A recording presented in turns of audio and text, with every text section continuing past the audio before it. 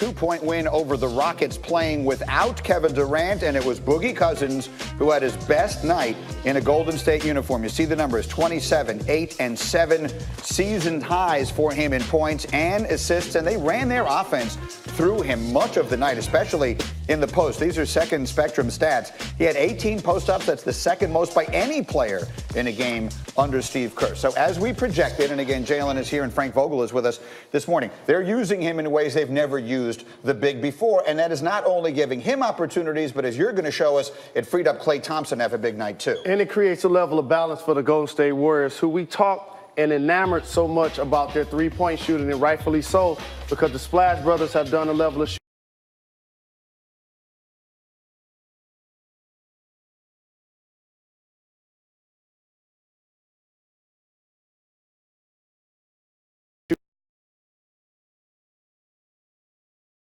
Sudden, you use this little, and he's like, you know what, we're going to get a switch. So look, this is James Hardan guarding Boogie Cousins. And Coach, correct me if I'm wrong, 99% of the time, DeMarcus Cousins normally shoots this ball. Yes, but for Golden State, all post players are passers first. Correct. Okay, for all that Golden State is, their player movement off of post cuts is maybe what makes them the best in the league. Absolutely. So, Greeny, in theory, this is a set play to Coach's point. You have Capella there, and you see Harden guarding Boogie. So watch the patience. DeMarcus Cousins, look, he waits. And all of a sudden, Klay cuts, wide open layup, like Coach was talking about. Now let's check this next play out. If it's up here. Guess it's not up here. A little trouble getting it to go. Well, the play is not up here.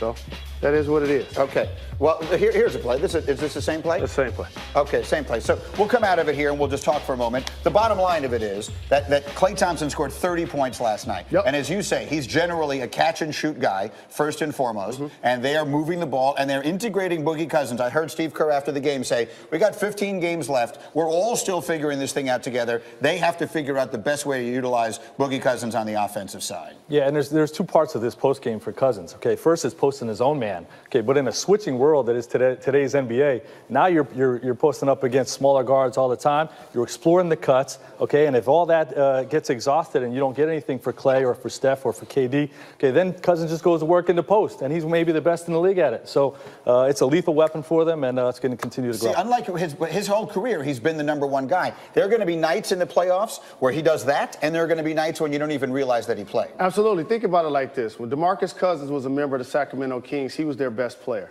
Then he went to the Pelicans. He was their second best player. Probably in Golden State, third or fourth best player. So when you're playing on the post now, everybody has to stay home on the Splash Brothers because Steph and Klay have made 200 threes in 7 seasons. No other player has done it 5 seasons. So now he has room to operate. He went to work in yesterday's game. There's another thing I want to talk about from this game. Let me just show you one play that happened. It's the kind of thing you might not pay a lot of attention to normally.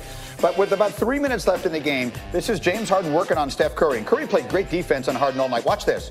Watch this. Harden trying to draw a foul, and Steph is like, stop that. What are you doing? I didn't even touch you. His hands are nowhere near him. Now, Harden still winds up getting to the basket and throwing up a decent pass.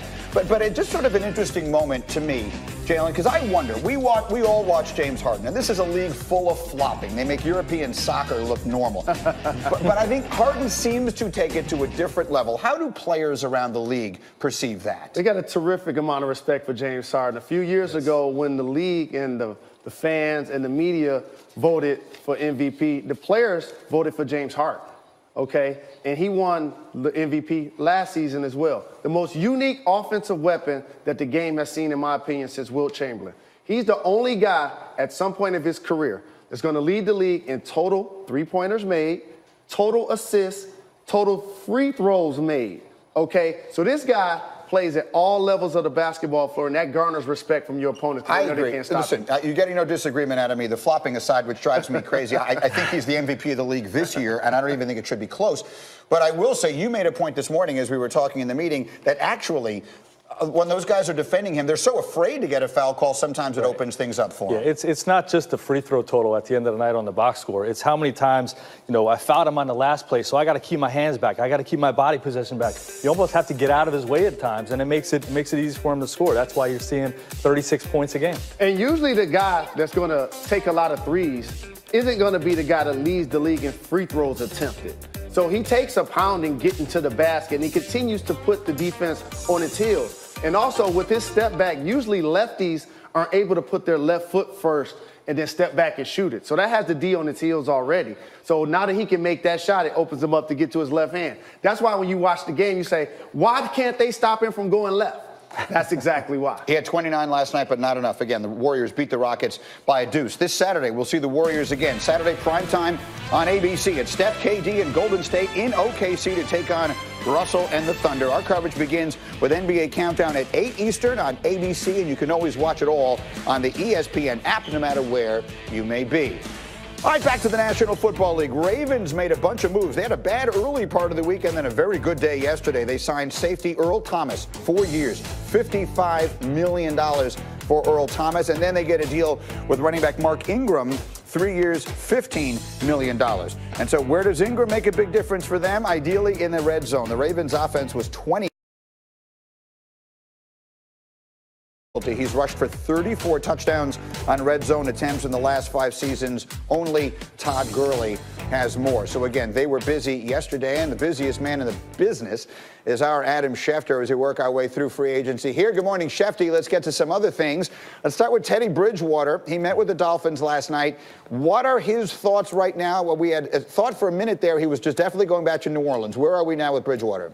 Well, Greeny, I think the thinking is he still will wind up back in New Orleans, but the Miami Dolphins definitely are going to take their swing to see if they can get Teddy Bridgewater to be their starting quarterback, and it'll be up to them to convince him to come to Miami. And the way to convince a player to come to any city is with money, frankly. And so if the Dolphins make him an offer that he can't refuse, which is questionable whether they will, I think he goes back to the city where he's from and plays quarterback with the Dolphins. But the chances are the Dolphins may not step up to what it would take to get it done to bring Bridgewater to Miami, to get him to leave New Orleans, where he's got a great situation, backing up Drew Brees for a great team, great organization. He gets to stay there. Again, the Dolphins have to talk to him in the form of a contract. If they do that and step up, then there's a chance that this gets done. But I think most people think ultimately Teddy is likely to wind up back in New Orleans. We'll see how it plays out. All right, there's other quarterback news out there. Blake Bortles, and this certainly was not a surprise, let go in Jacksonville after the signing of Nick Foles. So what is next for Bortles? A backup job somewhere. And if you're Blake Bortles, you have to be thinking to the future. What coach would be good for my career? What situation would help me get back to where I could be a starting quarterback again? But there is no readily apparent starting job other than maybe the Miami Dolphins, who still have questions at this point in time. But Blake Bortles now is officially released and a free agent. Eric Berry also has been released, also is a free agent. And you see the 3 games that he's played over the last 2 years, Greeny, and I think that's why ultimately the Chiefs made the very difficult decision to move on from a player who has meant so much to that city and that organization. Everybody's got so much admiration and respect for Eric Berry. And Ziggy Ansah, the Lions free agent defensive end who was their franchise player last year, who's racked up 48 sacks in 6 seasons, is scheduled to visit the Buffalo Bills first and then the New Orleans Saints second. There are some questions about his injury history. Teams will want to check him out, get him physical. But Ziggy Ansah, when healthy, is a very effective pass rusher that both Buffalo and New Orleans right now are interested in. Still some big names out there, and so Shefty has got the very latest. We'll check back again. Thank you, Adam Schefter, with us here on Get Up. And as we wrap up NFL free agency, it's funny. It's just barely begun, and now it's almost essentially over. So we can tell you who are the big winners and who are the big losers, and we will do exactly that next.